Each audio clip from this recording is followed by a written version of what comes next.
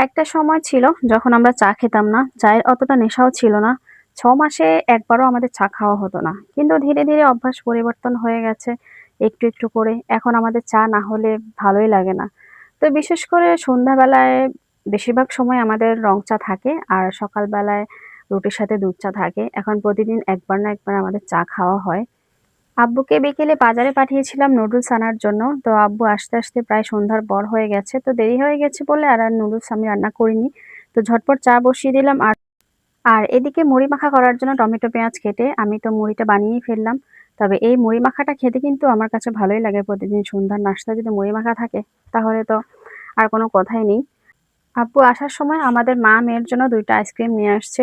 তো আমি এখন আমারটা খেয়ে ফেলতেছি। মেয়েরটা এখনো ফ্রিজে রয়ে গেছে, ও পরে খাবে।